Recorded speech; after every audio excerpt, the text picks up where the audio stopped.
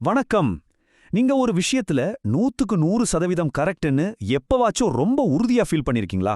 ஆனா அந்த உறுதியான உணர்வே உங்க மூளை உங்களுக்கு காட்டுற ஒரு பெரிய மாயன்னு சொன்னா நம்புவீங்களா? நம்ம மூளை சில சமயம் நமக்கு எப்படி விசித்திரமா விளையாட்டு காட்டுதுன்னு தெரிஞ்சுக்க ரெடியா இருக்கீங்களா? வாங்க, நாம ஏன் சில சமயம் தப்பான விஷயங்களை முழுசா நம்புறோம்னு இந்த ஆதாரங்களோட கொஞ்சம் அலசி பார்க்கலாம். ஒரு பெரிய தத்துவஞானி பெர்ட்ரண்ட் ரஸ்ஸல் ரொம்ப அருமையா ஒரு விஷயம் சொல்லியிருக்காரு. அதாவது, இந்த உலகத்தோட பிரச்சனையே என்னன்னா, அறிவாளிகள் எப்பவும் சந்தேகத்தோட இருப்பாங்க, ஆனா முட்டாள்கள் கிட்ட தன்னம்பிக்கை கரபுரண்டு ஓடும்னு. இதுதான் நாம இன்னைக்கு பார்க்க போற மெயின் பாயிண்டே. நாம உறுதியா நம்புறதுக்கும் நிஜத்துக்கும் மத்திய இருக்கிற அந்த கேப் இருக்கே, அதைத்தான் பார்க்க போறோம். சரி, இந்த 83% இது எதை குறிக்குதுன்னு நினைக்கிறீங்க? இது புள்ளி விவரப்படியே சாத்தியமில்லாத ஒரு விஷயம். அதாவது 100க்கு 83 பேர் தங்கள சராசரிக்கும் மேலான சிறந்த டிரைவர்னு நினைச்சுக்கிறாங்களாம். யோசிச்சு பாருங்க. இதிலிருந்தே தெரியுது நம்ம திறமைகளை பத்தி நாம எவ்வளோ அதிகமா சில சமயம் தப்பாவும் நம்பிக்கை வச்சிருக்கோன்னு. இப்பதான் விஷயத்தோட மையத்துக்கே வர்றோம். அறிவியல் என்ன சொல்லுதுன்னா, இந்த நிச்சயம், உறுதிங்கிற ஃபீலிங் இருக்கே, அது உங்க மூளையோட லாஜிக்கலா யோசிக்கிற பகுதியிலிருந்து வரதில்லையா, அது உங்க எமோஷன்ஸை கண்ட்ரோல் பண்ற பகுதியிலிருந்து வருதான். சுருக்கமா சொல்லணும்னா, நம்பிக்கைங்கிறது ஒரு தர்க்கம் இல்ல, அது ஒரு உணர்ச்சி. இதனாலதான் நம்ம மனசுக்குள்ள இருக்கிற உண்மை மீட்டர் பல சமயம் தப்பா அடிக்குது. நம்ம சிந்தனையில இருக்கிற முதல் பெரிய பக் பத்தி இப்ப பார்க்கலாம். இதுக்கு பேரு கன்ஃபர்மேஷன் பயஸ், அதாவது உறுதிப்படுத்தல் சார்பு. இது நம்ம ரியாலிட்டியை உருவாக்குற ஒரு பயங்கரமான சக்தி. உங்க மூளை ஏன் உண்மையை தேடுற ஒரு நடுநிலையான ஜட்ஜ் மாதிரி இல்லாம தனக்கு சாதகமா வாதாடுற ஒரு வக்கீல் மாதிரி செயல்படுதுன்னு இப்ப புரியும். அப்போ இந்த கன்ஃபர்மேஷன் பயஸ்னா என்ன? ரொம்ப சிம்பிள். நாம ஏற்கனவே எதை நம்புறோமோ அதை சப்போர்ட் பண்ற மாதிரி இருக்கிற தகவல்களை மட்டும் தேடுறது, அதை மட்டும் நம்புறது, அதை மட்டும் ஞாபகம் வச்சுக்கிறது. இப்போ நீங்க ஒரு அரசியல் கட்சியை சப்போர்ட் பண்றீங்கன்னா, அந்த கட்சியை பத்தின நல்ல நியூஸ் மட்டும்தான் உங்க கண்ணுக்கு படும். இதை நாம வேணும்னே பண்றதில்ல, நம்ம அறியாமலே இதை நடக்கும். இந்த ஒப்பீட்டை பாருங்களேன். நாம நம்மள பத்தி என்ன நினைச்சிட்டு இருக்கோம்? நான் உண்மைகளை பார்த்து தான் ஒரு நம்பிக்கையை உருவாக்குறேன்னு. ஆனா நிஜத்துல என்ன நடக்குது? என் நம்பிக்கைக்கு பொருந்துற உண்மைகளைத்தான் நான் தேடுறேன். இந்த சின்ன வித்தியாசம்தான் கன்ஃபர்மேஷன் பயஸோட மொத்த பவரும். இந்த சார்ட் நம்ம மூளை எப்படி ஒரு வக்கீல் மாதிரி வேலை செய்யுதுன்னு அழகா காட்டுது. மக்கள் தங்களோட கருத்துக்கு எதிரான ஒரு கட்டுரையை படிக்கும்போது 2 மடங்கு அதிக நேரம் செலவு பண்றாங்களாம்.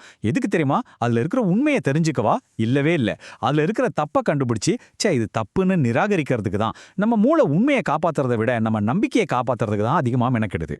சரி, இப்போ நம்ம சிந்தனையில இருக்கிற 2வது பக்குக்கு போலாம். இது நம்ம நினைவாற்றலை பத்தினது. நம்ம நினைவுகள் இருக்கே, அது ஒரு ரெக்கார்ட் பண்ணி வச்ச வீடியோ கிடையாது. அது ஒவ்வொரு தடவையும் நாமளே எழுதுற ஒரு புது கதை. நவீன அறிவியல் நினைவாற்றலை பத்தி என்ன சொல்லுதுன்னா, நீங்க ஒரு பழைய நினைவை யோசிக்கும்போது அதை அப்படியே ப்ளே பண்ணி பார்க்கறது இல்லையா.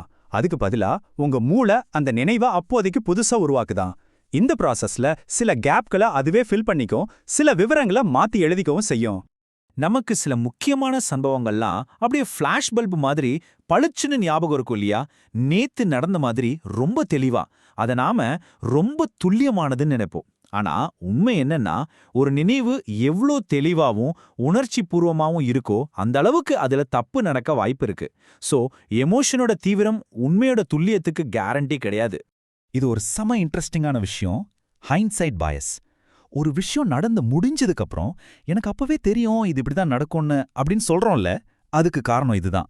உண்மையில நமக்கு தெரிஞ்சிருக்காது, ஆனா நம்ம மூளை கடந்த காலத்தை மாத்தி எழுதி இப்போ நடந்த ரிசல்ட்டுக்கு ஏத்த மாதிரி ஒரு கதையை உருவாக்கிடும். சரி, இவ்ளோ நேரம் நம்ம மூளையோட இயற்கையான செயல்பாடுகள், அதுல இருக்கிற பிரச்சனைகளை பத்தி பார்த்தோம். இதுக்கு ஏதாவது தீர்வு இருக்கா? கண்டிப்பா இருக்கு. நம்ம சிந்தனையை இன்னும் தெளிவாக்க, இந்த மனப்பிழைகளை குறைக்க சில சூப்பரான டூல்ஸ் இருக்கு. வாங்க, நல்ல மனப்பழக்கங்களை உருவாக்க 3 ஆராய்ச்சி அடிப்படையிலான வழிகளை பார்க்கலாம். இந்த 3 உத்திகள் தான் நம்மளோட டூல் கிட். 1, எதிர்மாறா யோசிக்கிறது.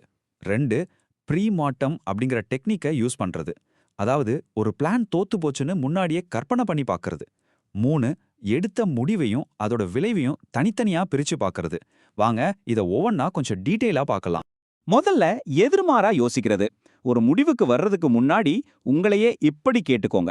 சரி, என் மனசை மாத்திக்கணும்னா என்ன நடந்தாகணும்? 2வது ப்ரீ மார்ட்டம். உங்க பிளான் படுதோல்வி அடைஞ்சிருச்சுன்னு கற்பனை பண்ணுங்க. என்னென்ன தப்பு நடந்திருக்கும்னு பின்னாடி இருந்து யோசிங்க. மூணாவதா, முடிவுகளையும் விளைவுகளையும் பிரிச்சு பார்க்கறது. ஒரு நல்ல முடிவு கூட சில சமயம் கெட்ட ரிசல்ட்டை கொடுக்கலாம். அதனால ரிசல்ட்டை மட்டும் வச்சு உங்க முடிவை எடை போடாதீங்க. அந்த முடிவை நீங்க எடுத்த ப்ராசஸ் சரியா இருந்ததான்னு பாருங்க. பாருங்க, முக்கியமான விஷயம் என்னன்னா, இதோட நோக்கம் எல்லாத்தையும் சந்தேகப்படுறது கிடையாது. அதுக்கு பதிலா நம்ம நம்பிக்கைகளை ரொம்ப டைட்டா பிடிச்சுக்காம கொஞ்சம் லூசா, இலகுவா வச்சுக்கணும். அப்போதான் அது காலப்போக்கில் மாறவும் வளரவும் முடியும். மறுபரிசீலனை பண்றது பலவீனம் இல்ல, அதுதான் உண்மையான பலம். கடைசியா இந்த ஆய்வை ஒரு கேள்வியோட முடிக்கலாம். இப்போ நீங்க ரொம்ப உறுதியா பிடிச்சுக்கிட்டு இருந்த ஒரு நம்பிக்கை எது? இதை நாம கொஞ்சம் மறுபரிசீலனை பண்ணலாமேன்னு உங்களுக்கு தோணுது. அப்படி ஒரு நம்பிக்கை எது? யோசிச்சு பாருங்க. மீண்டும் சந்திப்போம்.